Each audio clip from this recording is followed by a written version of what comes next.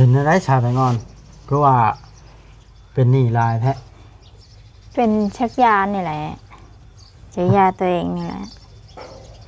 ไปซักยาตัวเองโดยเป็นยังไงจังว่าซักยาตัวเองกระเพาะชาไปงอนเป็นกระเพาะบ่บาดนะโดยเป็นเท่าไรรวมแล้วให้ FC พังมึงเนาะฮะพอดีรวมกันพอดีช่องล้านให้เขา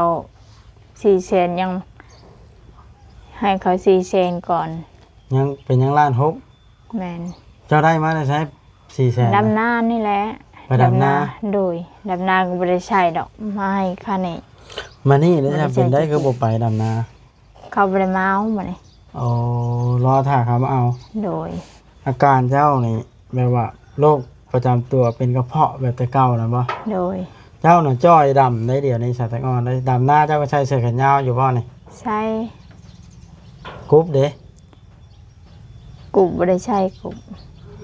เฮ็ดได้สิใช้นี่เขาวิทย์บาดในสาตะงอนจำเป็นแล้วบื้นไปแล้วสาเหตุที่ยืมนะมันจำเป็นบ่หรือว่าไดจำเป็นนี่แหละยังยืมอย่าลืมกดติดตามเพื่อเป็นกำลังใจให้ผมด้วยนะครับทุกคนขอบคุณมากๆครับพี่น้องเลยเนาะสภาพเพิ่นก็โดยทักทายสบายดีพี่น้อง FC เบิดสุขุสุคนนำกันพี่น้องเลยเนาะภาพขึ้นมานี่มาเฮือนสาวแตงอ่อนพี่น้องเลยมาเยี่ยมยามเบิ่งเพิ่นใช้ชีวิตจังใดกินอยู่จังใดพี่น้องเลยเนาะกะดนเติบละใดพี่น้องเลยทางเฮาบ่ได้มาเยี่ยมสาวแตงอ่อนพี่น้องเลยเนาะบ่บอดนี่ก็มี FC เพิ่นส่งให้เบิ่งพี่น้องว่าบ่มีผู้ใจบุญผู้ใจให้เป็นสะพานบุญดอกเพิ่นว่าบ่ต้องเว้าถึงดอกบ่บอดบ่โอริเพิ่นว่าเป็นคอมเมนต์ทางช่องบ่าวเวียงไซนะพี่น้องหัวนี่ก็จักไผแล้วเป็นสะพานบุญเฮ็ดให้สาวแตงอ่อนน่ะพี่น้องเอ้ยเนาะจักผู้ใดเป็นสะพานบุญให้น้ำบาดาลจักไผเป็นสะพานบุญให้น้ำบาดาลสาวแตงอ่อนสายพื้นสายไผนี่พี่น้องเอ้ยFC ติดตามเบิ่งอยู่บ่นะหรือว่าผู้อื่นเนาะไปอันนี้ก็เว้าไปแล้วก็ย่าเพิ่นเนาะผู้เพิ่นบ่มักเฮาเพิ่นก็เว้าไปจังซั่นแหละเนาะคือหัวนี่ก็เฮานี่แหละเป็นสะพานบุญทั้งรักหัวทั้งอันเจาะน้ำเนาะพี่น้องเข้าน้ำซ้ำปลาเอามาให้สาวแตงอ่อนละเทื่อกะเทื่อเฮาแน่ทางหลายคนแน่พี่น้องตุสิทธิ์แน่เนาะบ่จอยแน่ก็ง่ายๆซะเอาตามที่ผู้ใหญ่เพิ่นสะดวกให้เป็นสะพานบุญพี่น้องเลยเนาะเฮานี่สาเหตุที่นานๆมานี่เฮาก็แบบว่าบ่ได้มีหยังมาซอยเพิ่นนะก็เลยนานมาจอบแน่เนาะเวลาเฮามาทายกับผู้หลักผู้ใหญ่ผู้ที่เพิ่นเบิ่งเห็นจากช่องเฮาก็ให้ผู้อื่นมาซอยแบบนี้นะเฮาก็รู้สึกก็เสียหน้าในน้อยนึงแล้วเนาะเพราะว่าเฮาเป็นผู้ถ่ายผู้อื่นมาซอยแล้วเวลาเฮามานี่ผู้คนนี่สิบ่อยากกันต้อนรับเฮาแบบนี้นะเพราะว่าเฮาบ่ได้มีหยังมาซอยหมู่หั่นน่ะความหมายอะไรประมาณนี้แหละชีวิตจริงของคนทุกข์ยากพี่น้องเอ้ยนะถ้าเฮาได้หยังมาซอยก็รถเพิ่นตันทางรถเพิ่นพี่น้องเอ้ยได้เอาพี่น้องเอ้ยว่าหลายอย่าห่างบ่เสียเวลาไปเบิ่งสาวแตงอ่อนก่อนพี่น้องเอ้ยรับไปลิ้นบ่มื้อนี้หรือบ่ได้ไปหรือไปดำนาเนาะ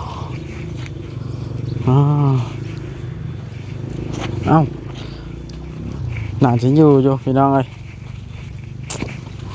มาซื้อมีมาตอนเราพอได้ต้มกินกับน้องอ้อยซื้อมา4 ถุงก็ได้ผู้ละ2 ถุงกับลูกสาวเราของต้นเล็กๆน้อยๆน้ำใจเฮาเนาะอย่างสีบัวมากก็แต่ว่าพอได้มีของที่มาติดมือ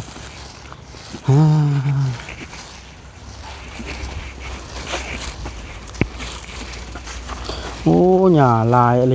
นี่สาแตงอ่อนนี่งัวซ้ำสิกินอันนี้มันมีงัวพี่น้องหญ้าเต็มเดินเทือนเดินซานโอ้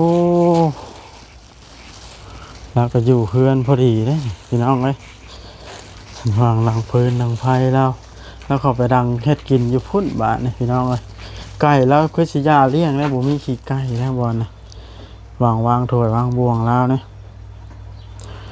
ไฟดังนึงข้าวก็อยู่หั่นเบิ่งเลาะเบิ่งกันพี่น้องอันนี้สิเป็นเพียกสุดดำให้ดำหน้าเราเด้ออันนี้พี่น้องเนาะ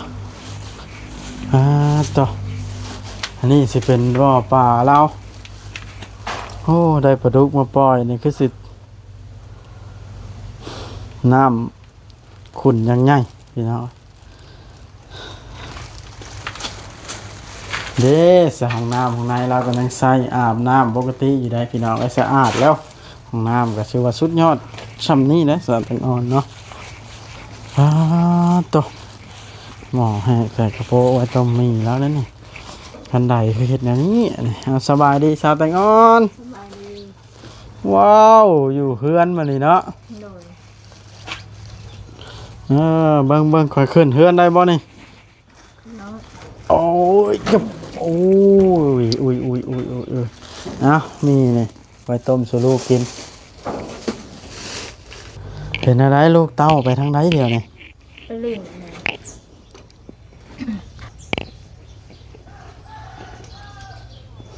ลูกไปเล่นติดไม้ใช่ไหมอันติดเป็นวะเป็นอะไรมานี่กินข้าวกินน้ำกับยามันมีเนื้อกินมาเนี่ยข่อยบ่ได้เข้ามาโดนมีคนเข้ามาอยู่บ่ยังบ่มีไผเลยถ้าข่อยบ่เข้ามาเนาะโดยคันข่อยเข้ามานี่ผู้รักผู้ใหญ่เพิ่นสิเบิ่งเห็นเนาะโดยแล้วก็ให้ทางกึ่มมาหรือว่าตุชิดมาเนาะจื้อได้บ่โดยเพิ่นเบิ่งจากช่องข่อยได้ฮะพี่น้องเอ้ยก็บ่ว่ากัน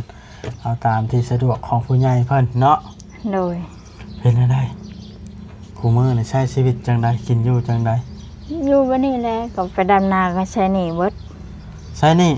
โดยยืมมาเฮ็ดหยังเหรอนี่ยืมนี่ไปเฮ็ดหยังยืมมาซื้อกินบ่บ่หลายยืมไปเฮ็ดหยังซะถือยาตัวเองนี่นะถ้าแตงอ่อนคือจ่อยถ้าสาแตงอ่อนกูมื้อนี่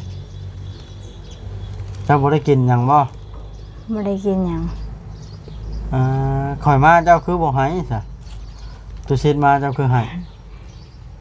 เจ้าบ่ย่านข่อยบ่คันตุชิดมาเจ้าย่านบ่บ่ได้ย่านแหละฮะบ่ได้ย่านถือยาตัวเองยืมเงินแปลกอยู่แล้วเจ้าจ้อยดำเดี๋ยวนี้ฮะเป็นไงจะบ่ได้ไปดำนาบ่ไม่ได้ไปเลยจะก้าวไปอยู่บ่ไปจักมื้อแล้ว3-4 มื้อไป3-4 มื้อโดนไปวันนี้มื้อชื่นนี่ก็บ่ได้ไปเป็นยังเสื้อที่นอนคือเต็มอยู่นอกเลยนอนนอกนี่นอนนอกโดยเป็นยังคือนอนนอกน้องอ้อยฮ้อนเลยชวนนอนนอกพัดลมนี่ซะ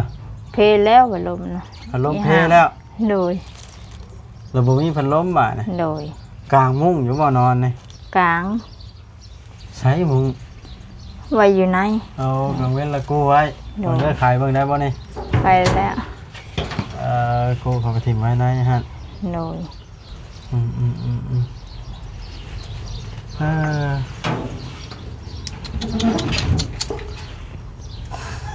แต่ละมื้อตื่นมาลักๆแล้วพาน้องอ้อยกินข้าวกับนางสาวแต่งงานเถื่อกับบ่มีได้กินวงเถื่อกับไปซื้อปิ้งไก่ให้เพิ่นไปซื้อปิ้งไก่ให้เพิ่นโดยเถื่อบ่มีเงินได้ซะบาดน่ะอยู่บัดนี้แล้วบ่มีเงินมาก็ใช้หนี้เบิดอันนั้นก็ยังบ่จุบยืมเงินเขายังบ่จุบไปปัวตัวเองเจ้าก็จ้อยพอสมควรอยู่แล้วสงสัยน้ำหนักเบาก็ค่อยกับโบจักเดี๋ยวนะเบาค่อยกับ22 โลเราก็ต้อง30แม่นบ่โดยเสียกขาดเลย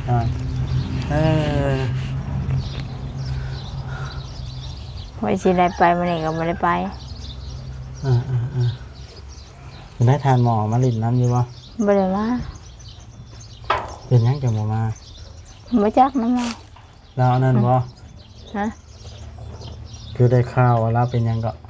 ล้มเหรอ เราล้ม โดยได้ยินเขาเว้าอันนี้ว่าเราล้ม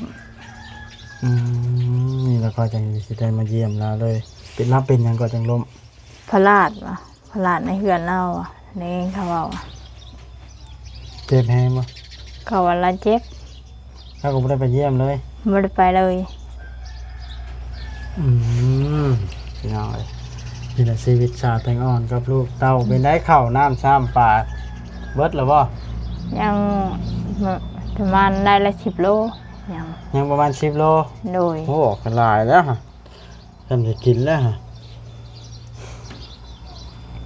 ยามนี้ไปดำนาเนาะ โดยยังติดเขายังล้านหกอะ ติดนี่นะ โดย ติดนี่ไผอะนะ บ้านนี่แหละไปหงหมอเลยเป็นกระเพาะไปกลางคืนมื้อนั้น จะเอาให้ข่าวพาไป โดย รถไผ เอารถเอื่อยรถอันนั้นแหละรถน้องแม่นเอารถจักรไป เป็นมื้อนั้นก็ไปแต่มื้อนั้น จำพ่อจังจ้อยเจ้าเดี๋ยวนี้เนาะกินข้าวบ่ตรงเวลาเนาะ แม่น คอยสิถามเบิ่งเจ้า อยู่ผู้เดียวกับอยู่พอเฒ่าสุนทรตัวใดสำบายกว่า อยู่กับเท่านั้นแหละสบาย อยู่กับพอเฒ่าสุนทรน่ะสำบายกว่านี้ โดย เงินก็มีใช้ โดย แล้วมีเงินเดือนนะเนาะ นี่ บัดนี้เงินเดือนเราเอามาใช้เบิดแล้วเบิดบาทน่ะ เบิดอืม ผมมีนายพลนายพันทั้งหลายบ่เฒ่าแก่อันบ่มีเมียมาเอาสาวแตงอ่อนอีกเนาะ แค่แล้ว นี่เจ้าพระเฒ่าสิทอดรับเป็นนายทหารเนาะ โดย ขึ้นฮอดลาวเลยเนาะเจ้าขึ้นฮอดลาวอยู่บ่ คือนอนได้คือนอนเราก็บ่คืน เป็นแล้ว เป็นไรจะได้คอยบ่เข้ามาหาหลายมื้อก็ขึ้นฮอดอยู่บ่นี่ เป็นฮอด อยากให้มาอยู่บ่ล่ะ ให้มา สาวแตงอ่อนเลยเป็นไงน้ำใช้ได้สะดวกบ่ โดยสะดวก ได้ชัดจ้วกขึ้นคือเก่า คือเก่า โอ้ขับกะลีเนาะ โดย พี่น้องเอ้ยสักสิว่าจังไดล่ะนี่ก็ มาดำนามาก็ไม่ได้ใช่ดอก มาแล้วก็ทองนี่ยังบ่จุบ นำหน้า ดอกโดย นำหน้ามาก็บ่ได้ใช้เงิน โดยอยากชื่อกินก็บ่ได้ชื่อให้นี่อยากให้มันจุบมันยังบ่จุบ ยืมไผล่ะ ยืมน้ำน่องน้ำนงยืมน้ำพึ่งเขาก็บ่ ให้บ้า ให้ น ยืม เขาก็ให้ยืมเขากันเนาะ ให้ยืมได้เฮ็ดได้มันจำเป็นเลย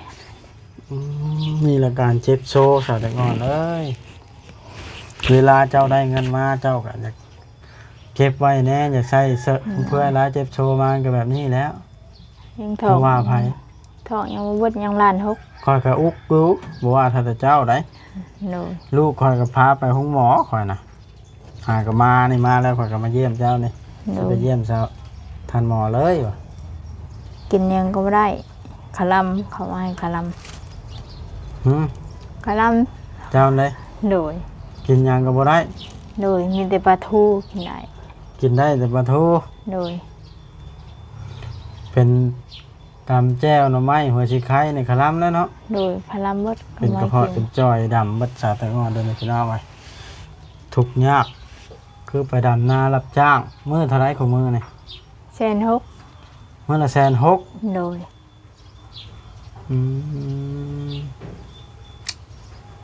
โอ้เพื่อสิได้เงิน100,000บ่แม่นง่ายพี่น้องเบิดมื้อมาใช้แป๊บเดียวทำไปซื้อมีก็ได้แต่แก๊สเดียว160,000เนาะ โดย มื้อหนึง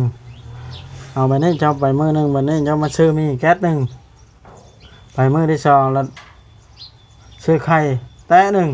มาไว้กินกับลูก มันแบบบ่ได้พอซื้อบัดนี้แหล้วใส่นี่ทองไหนอยากให้มันจุบก็ยังบ่จุบบัดไปบัดอยู่บัดนี้แหละวันนี้บัดไปบัดให้เขาเบิดมื้อชื่นนี่มันอยู่มื้อนี้ก็อยู่ อืม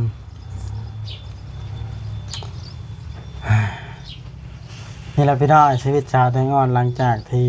บ่มีผัวอยู่กับลูก2 คนพี่น้องเอ้ยน้องอ้อยหันกับจักปีแล้วก็ 12 ปี โดย ลูกผู้หญิง12 ปีแต่ว่าคนก็สิบ่อันร้อยปานใดดอกลูกก็ได้พี่น้องเอ้ยไปเลาะลิ้นบ่พอสิเฮ็ดเวียกเหตุการณ์เป็นหญ้าลายลิเดินเดี๋ยวนี้เนาะเกี่ยวไปเท่าไหร่จ้ะเจ้าบ่ได้งัวเข้าบ่ เขาแต่งอนไม่เท่าแบบเมื่อใดอยู่แบบเอาเข้าเมื่อใดบ่อยู่บ่ให้เอาเข้าอย่ามากินมักถั่วเว้ย มันกินเครื่องปลูกเนาะ โดย อืม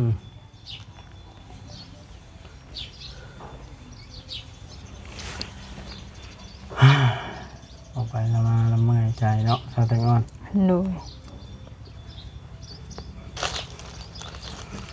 ตื่นมามันไปลิ้นอยู่ใช่น้อย และเพื่อนเอื้อยทันหมอพุ่นแหละมันเคยลินอาหารลินน้ำลูกน้ำลานเรา มันอยากเข้าใช่ ข้าวแล้วมากิน มากินอยู่ใช่ กินในเฮือนเนี่ย น้ำเจ้าเนี่ย โดย เจ้านึ่งข้าวกินเองบอกผมมาเลย นึ่งกินเองมันสอนตัวเอง ตัวน่ะมา ไม่ตัว ใช้หัวเจ้านะ หัวดกับพี่ นั่นบอก โดย หัวห้างแท้ ก็ห้างแล้วแบบเขาจะชื่อหัวดแบบวิทย์นะนึงวิทย์เขาชื่อหัวดแบบวิทย์ใช้นี่อยากให้มันจุไว้เนี่ยมันยังไม่จุ เนี่ยพี่น้องเห็นใจอยู่คนทุกข์ยากเลยหาเพื่อสิได้10,000ข่อยขั้นหลังข่อยเอาก้านพลอยจะเกาหลังกันก็เป็นอยังคิดเกี้ยนบ่ข่อยกันล่ะพี่น้องเอ้ยก้านพลอยสาวไปอ้อนเกาหลังลำบากสาวแตงอนเอ้ยเห็นยังไงละข่อยก็ได้นานๆที่เขาจะเข้ามาเยี่ยมสาวแตงอนเลย โดย คันสมมติว่ามีเวียกมีงานหรือว่าได้เป็นสะพานบุญให้ผู้ใหญ่เพิ่นมื้อหน้าข่อยจังสิเข้ามาอีกเด้อ โดย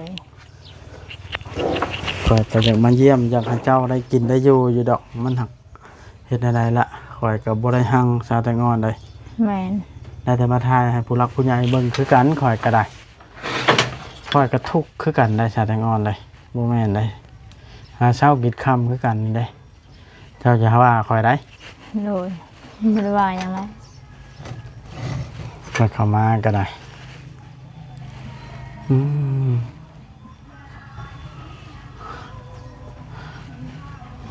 เมื่อยเนาะสาแตงอนเนาะ โดยไม่ ฟังกันเพลงบ้าน จัก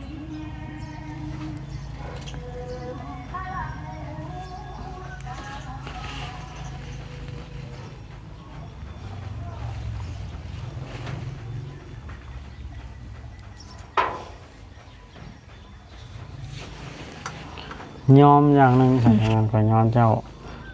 6อะไรนั่นเลย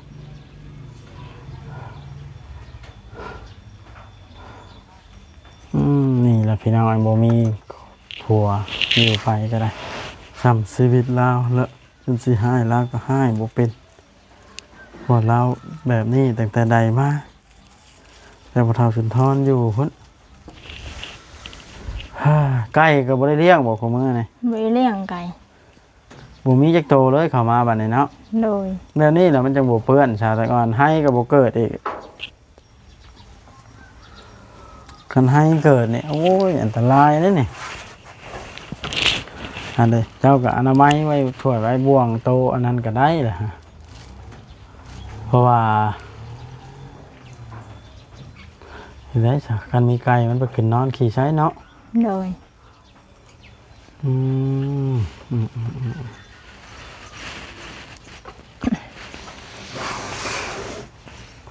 คันสมมติว่าข่อยมีผู้ใหญ่ให้ซื้อข้าวเข้ามาให้เจ้านี่เจ้าสิให้อยู่บ่ฮะ อันนี้ก็ว่าบ่ได้ บัตรซิดเข้ามาคือให้ซะ มันก็บ่จักอะไรเนาะ ให้เองบ่ ให้เอง คันข่อยเข้ามานี่บ่ให้ มันก็บ่จักมวนแหละนี่ FC ต้องอย่างเข้ามาเยี่ยมต้องให้พูด อยากให้มันเป็นสะพานบุญต้องอันนั้นบาดนี้บอกผู้นั้นให้มาเยี่ยมเด้อพี่น้องเด้อเนาะ โดย มันจังอันนั้น นี่คอยเข้ามาคอยอยากเทื่อคอยยังอยากอายเจ้าสาแตงอ่อนเอ้ยบ่ได้หยังมาต้อนมาผากเจ้าก็ได้ได้แต่มีเล็กๆน้อยๆก็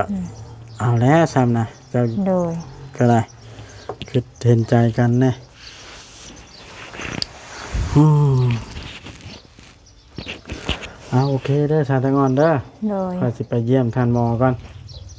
เจ้าบ่ไปเยี่ยมน้ำบ่ บ่ได้ไป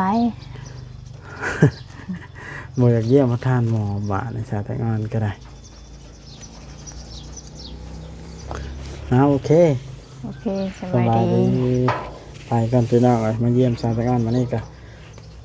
ทำที่เห็นนี่แหละเนาะ โดย